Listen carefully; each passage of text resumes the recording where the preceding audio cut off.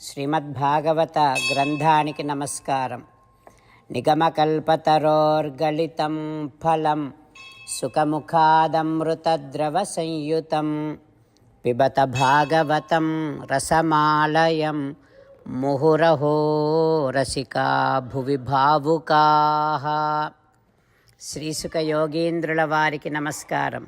యం ప్రవ్రజంతమనుపేతమపేతకృత్యం ద్వైపాయనో విరహకాతర ఆజుహావ పుత్రేతి తన్మయతయా తరవోభినేదుః తం సర్వభూతహృదయం మునిమానతోస్మి.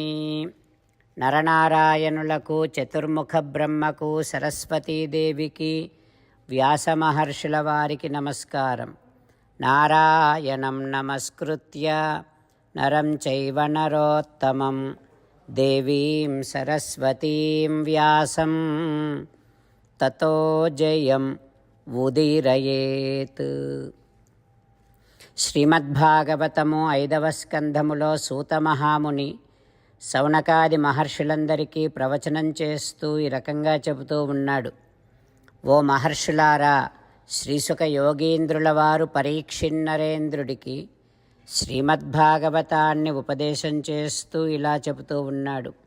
ఓ పరీక్షిన్నరేంద్ర, శ్రీమన్నారాయణుడు వామనుడిగా అవతరించి బలి అనే మహారాజు యొక్క సర్వసంపదలను హరించాడు. అయినా సరే బలి చక్రవర్తి ఈ రకంగా భావన చేస్తూ ఉంటాడు. నా పితామహుడైనటువంటి ప్రహ్లాదుడు ఎంత గొప్పవాడో కదా, నేను కూడా తస్య మహానుభావస్య అనుపథం, నేను కూడా ఆ పరమభాగవతోత్తముడైనటువంటి మా పితామహుడైనటువంటి ప్రహ్లాదుడి యొక్క దివ్యమైన పథాన్నే ఆధారినే అనుసరిస్తాను. హిరణ్యకశిపుడు మరణించిన తర్వాత శ్రీ నారసింహస్వామి ప్రహ్లాదునికి రాజ్యాన్ని ఇవ్వాలి అని అనుకున్నాడు. అంతేకాకుండా ఈ జనన మరణ చక్రములో నుండి విముక్తిని కూడా ప్రసాదించాలి అని అనుకున్నాడు పరమాత్మ. కానీ ప్రహ్లాదుడు ఆ రెంటినీ కోరుకోలేదు. ఏం కోరుకున్నాడు మరి? కేవలం ఆ శ్రీమన్నారాయణుడి యొక్క శ్రీచరణారవింద సేవాభాగ్యాన్ని ప్రసాదించమని మాత్రమే ఆ ప్రహ్లాదుడు కోరుకున్నాడు.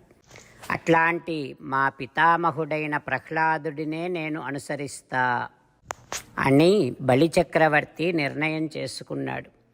ఓ పరీక్షిన్నరేంద్ర, అట్లాంటి బలిచక్రవర్తి గుణగణములను ఏమని వర్ణించగలం మనం?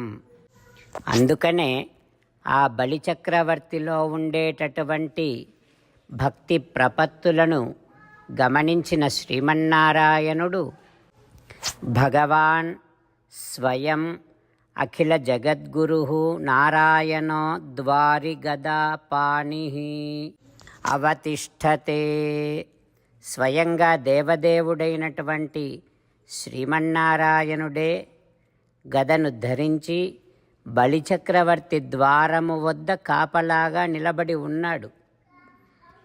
ఆ సమయంలో దశకంఠుడైన రావణాసురుడు బలిచక్రవర్తిని జయించటం కోసం వస్తే పరమాత్మ ఆ రావణాసురుడిని 80,000 మైళ్ళ దూరాన పడేటట్టుగా విసిరివేశాడు. ఆ రకంగా భగవానుడు బలిచక్రవర్తిని రక్షించుకుంటూ అక్కడే ఉన్నాడు అంటూ శ్రీసుక యోగీంద్రుల వారు బలిచక్రవర్తిలో ఉండే భక్తి ప్రపత్తులను గురించి ఉపదేశం చేస్తూ ఉన్నారు.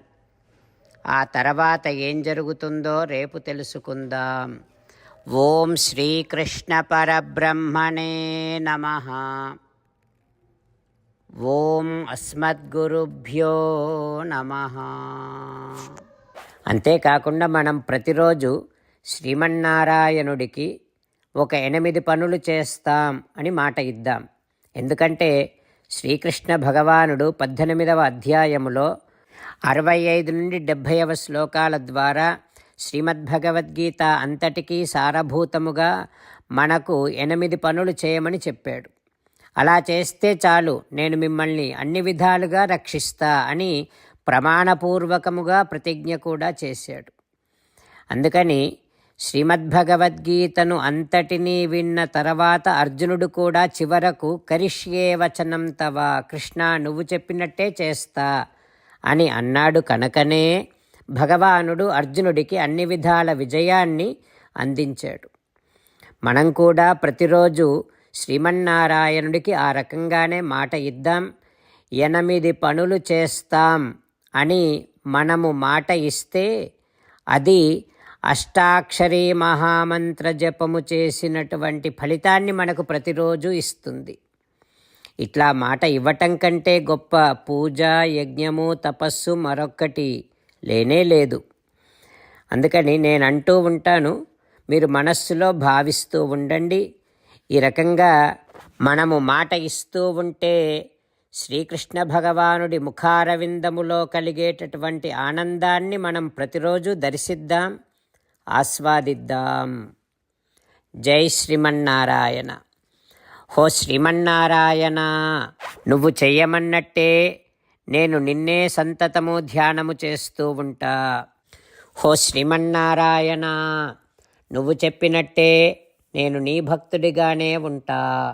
హో శ్రీమన్నారాయణ, నువ్వు చెయ్యమన్నట్టే నేను నా విధులను, కర్తవ్యాలను నీ సేవగా, నీ తృప్తి కోసమనే సక్రమంగా నిర్వర్తిస్తూ ఉంటా. హో శ్రీమన్నారాయణ, నువ్వు చెప్పినట్టే నేను నీవాడిని అనే మహావిశ్వాసముతో నీకే నమస్కరిస్తూ ఉంటా. హో శ్రీమన్నారాయణ, మామేకం శరణం వ్రజ, నన్ను ఒక్కడిని మాత్రమే శరణు వేడుకో అని నువ్వే అన్నావు కనుక నేను నిన్ను ఒక్కడిని మాత్రమే శరణు వేడుకుంటా. హో శ్రీమన్నారాయణ, మా శుచః, ఇక దుఃఖించకు అని నువ్వే నాకు భరోసా ఇస్తున్నావు కనుక నేను ఇక దుఃఖించను. హో శ్రీమన్నారాయణ, నువ్వు చెప్పినట్టే నువ్వు నా కోసమని అనుగ్రహించినటువంటి శ్రీమద్భగవద్గీతను ప్రతిరోజు కనీసము 1 శ్లోకాన్నైనా జ్ఞాపకం చేసుకుంటూ శ్రీమద్భగవద్గీతను అనుసంధానము చేస్తూ ఉంటా. హో శ్రీమన్నారాయణ, నువ్వు చెప్పినట్టే నువ్వందరి కోసమని చెప్పినటువంటి శ్రీమద్భగవద్గీతను తెలియని భక్తులందరికీ తెలియచేసే నా వంతు ప్రయత్నాన్ని నేను నిరంతరము కొనసాగిస్తూనే ఉంటా. హో శ్రీమన్నారాయణ, నేను నువ్వు చెప్పినట్టే చేస్తా, నీకు నచ్చినట్టే ప్రవర్తిస్తా, నీకోసమే పని చేస్తూ ఉంటా. కరిష్యే వచనం తవ. జై శ్రీమన్నారాయణ. భక్తులకు ప్రత్యేకమైనటువంటి విజ్ఞాపన. మీకు అన్ని విషయాలలో వెంటనే మంచి ఫలితాలు రావాలి అనంటే ప్రతిరోజు 1 నిమిషం వెచ్చించి నారాయణాస్త్రాన్ని చదవండి. ఇక మీకు తిరిగే ఉండదు. నారాయణాస్త్రాన్ని పొందడానికి మీరేం చేయాలంటే నారాయణాస్త్రం అనే వెబ్సైట్కి వెళ్ళి మీ పేరు, మీ ఈమెయిల్ ఇస్తే మీ ఈమెయిల్కి నారాయణాస్త్రం PDF వస్తుంది. అందులో ఒక రామాయణ శ్లోకం, ఒక గీతా శ్లోకం, ఒక విష్ణునామం ఉంటాయి. ఆ 3ంటిని కలిపి నారాయణాస్త్రం అంటాం. ప్రతి ఒక్కరికి వేరువేరు శ్లోకాలను ఇస్తున్నాం. ఆ రకంగా ఎవరి శ్లోకాన్ని వారు ప్రతిరోజు తప్పనిసరిగా చదవటం వలన ప్రతిరోజు ప్రతి 24,000 భక్తులతో ఒకసారి సంపూర్ణ రామాయణ పారాయణ, 33 సార్లు శ్రీమద్భగవద్గీత పారాయణ, 24 సార్లు శ్రీ విష్ణు సహస్రనామ స్తోత్ర పారాయణ జరుగుతుంది. ప్రతి ఒక్కరికి అంతటి విశేష ఫలితము ప్రతిరోజు లభిస్తుంది.